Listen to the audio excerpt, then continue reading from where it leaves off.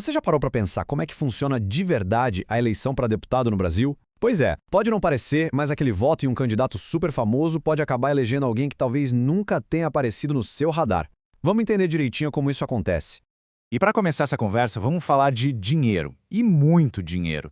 Esse número aí, quase 5 bilhões de reais, é o valor recorde do fundo eleitoral. É uma quantidade absurda de dinheiro público que vai direto para financiar as campanhas políticas no nosso país. Tá, mas a grande questão é, como é que essa montanha de dinheiro vira, de fato, uma cadeira lá no Congresso?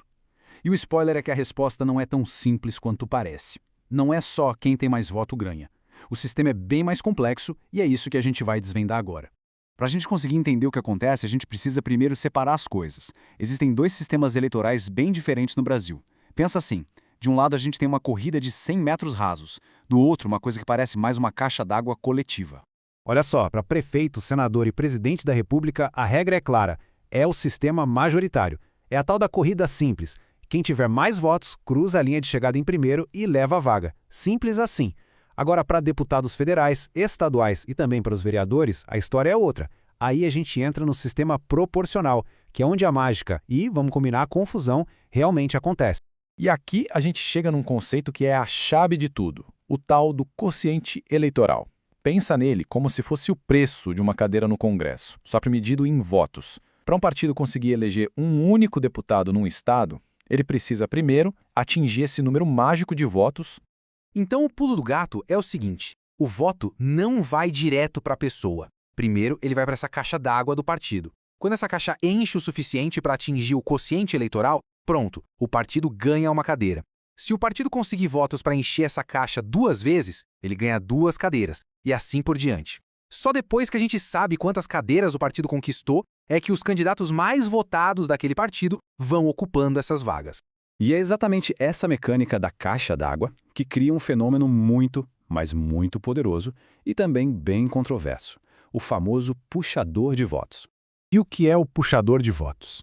Bom, é aquele candidato super popular que recebe uma avalanche de votos, muito mais do que ele precisaria para se eleger. E o que acontece com todos esses votos que sobram? Eles não são jogados fora não, eles transbordam e ajudam a encher a caixa d'água de novo, efetivamente puxando outros candidatos do mesmo partido, muitas vezes desconhecidos, para dentro do Congresso. E aí vem a pergunta: como eles conseguem tantos votos assim? É aqui que aquele dinheirão entra em cena de novo. Os partidos pegam uma fatia enorme daquele fundo, de quase 5 bilhões de reais, e concentram nesses candidatos. E não é só isso. Os que já são deputados usam uma ferramenta poderosíssima chamada Emenda Pix para mandar dinheiro direto para suas bases eleitorais. E a gente não está falando de troco, não. Dá uma olhada nesse valor. Mais de 18 milhões e 600 mil reais. Isso foi o total em emendas Pix que uma única deputada, a primeiríssima do ranking, mandou para suas bases em um único ano. Uma só pessoa. Aqui ó, a gente consegue ver os campeões das emendas Pix. E reparem na diversidade de partidos na lista. Tem MDB, PL, PSB, PSD, PT. Isso deixa bem claro que não é um problema de uma legenda A ou B, sabe? É uma característica do nosso sistema político. E todo esse dinheiro acaba virando obra, evento e, claro, muito, muito voto. O resultado prático disso tudo é exatamente este. Aquele voto de confiança dado a uma figura pública conhecida acaba por tabela colocando no poder alguém que quase ninguém conhece, que talvez não tivesse a menor chance se estivesse concorrendo sozinho.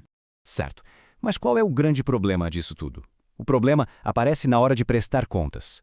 Como é que se fiscaliza um sistema tão complicado e os representantes que acabam eleitos por causa dele?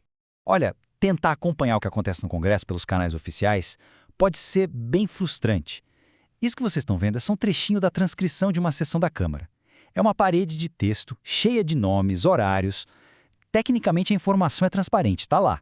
Mas ela não é nada compreensível para a maioria das pessoas. E aqui está o centro da questão. O deputado que foi puxado muitas vezes não deve ser o mandato direto aos seus eleitores, mas sim ao partido e àquele candidato famoso que o ajudou.